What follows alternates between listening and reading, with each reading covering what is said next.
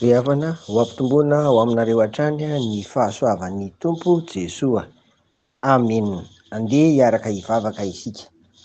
Misaotra anao mandrakariva izay Tompo, ny amin'ireo tombontsoa maro tsy tambo tonono nataonao amin'ny fiainanay, ary na misy aza ny zavatra teo hoe manahirana, mahalasa saina, aretina, zava-tsarotra samihafa dia inono efa tsy mahafoy anay ianao, ary dia misy manateny izay fa ianao no hamaha ireny olana ireny, ary hanome fanasarana koa ho an'izay tsy salama koa. Dia apetraka aminao hatrany ny fiainanay isan'andro Tompo, amin'ny anaran'i Jesoa. Amina. Araka nefa natsidika antsika omaly ry havana dia hijery isika amin'ny ity herinandro ity an'ireo izay heverina hoe vato misakana, ka tsy afahantsika miaina ny toe-panahy araka an'Andriamanitra. Dia izaho rehefa mandika an'ireo toe-panahy araka an'Andriamanitra foana dia ilay hoe fitiavam-bavaka. Izay izany ny dika voalohany, na koa ilay hoe mampivavaka. Mpivavaka antsika mihitsy izany. Izay foana no ka ataontsika ao an-tsaina ry havana, ary izany no hirosoantsika.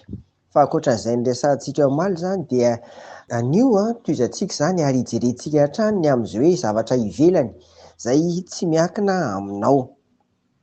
Iray amin'ny zavatra izay ivelany tsy miankina amintsika ry havana, ilay antsoina hoe fanatontoloana, na koa hoe mondialisation na globalisation izany. Andeha tsy resaka ny amin'ny famaritana isika hoe inona izany, fa andao tonga dia mivoaka no jerena ry havana. Misy lafiny roa izy ny zavatra rehetra, misy lafiny tsara dia misy lafiny ratsy. Ny lafiny tsara aloha dia aingana dia aingana ny fivezivezen'ny olona sy ny entana, ary indrindra ny vaovao sy izay rehetra tokony ho fantatra. Tena ohatran'ny hoe kely tokoa izao tontolo izao vokatr'ilay fanatontoloana izany. Izay misy any Etazonia dia tonga dia hitanao sy renao aty amintsika aty izany ohatra. Dia tahak'izany koa ny lafy ratsiny koa anefa dia be, tsy hitanisa fotsiny ahako afa-tsy izay heveriko hoe izay tiana voizina. Misy izany ny tiana ho voizina na dia mifanohitra amin'izay atao hoe soatoavina. Ny soatoavina teneniko eto dia soatoavina anankiroa. Voalohany ny soatoavina maha-malagasy ohatra izany, ary ny faharoa ny soatoavina maha-kristianina.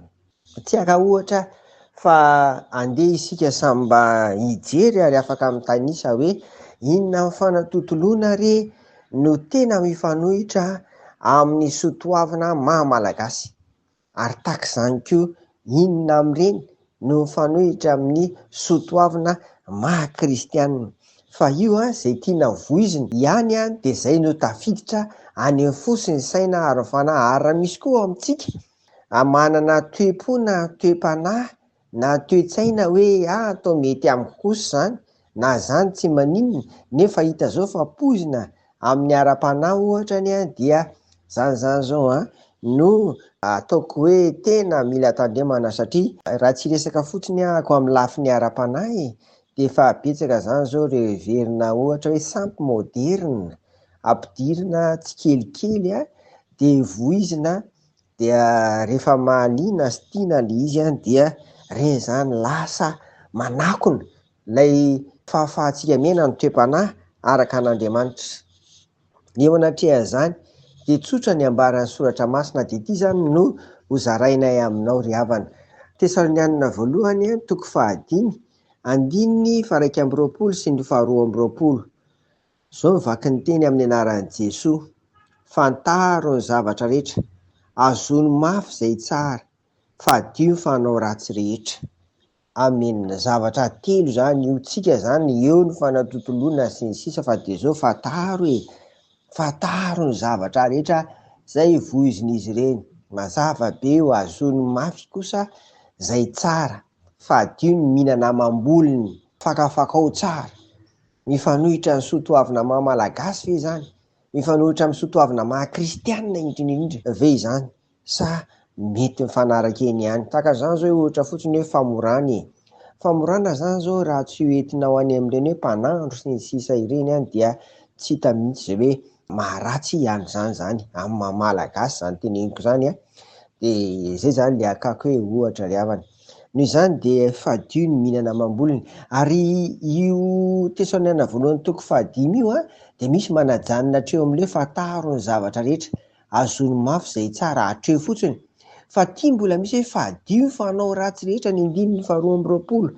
Raha tena jerena moa zany le teny fototra dia hoe atao vealavitra anao mihitsy, ary raha toizana hitarina dia hoe itsoay, zay zany le izy. Tena fataro ny zavatra rehetra fa aza andramana, zay zany koa ngamba mety alaza azy zany, ka dia reny-dravana mety ho pozina amin'ny fiainantsika amin'ny lafiny toe-panahy araka an'Andriamanitra, dia ny angatahantsika zany dia ny fananantsika ny fanahy masina.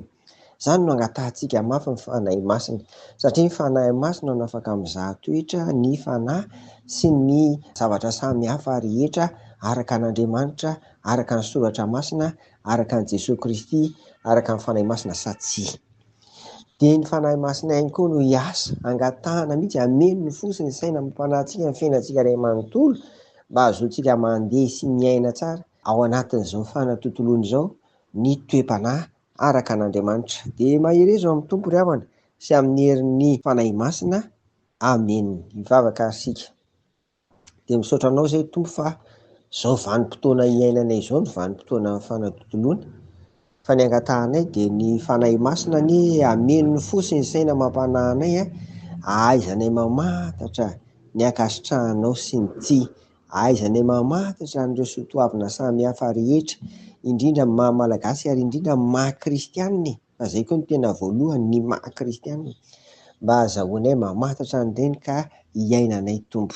Dia irianay sy angatahanay amin'ny anaran'i Jesosy Kristy izany rehetra izany. Amen. Ko aminareo hatrany ary ny fiadanan'i Jesoa. Amen.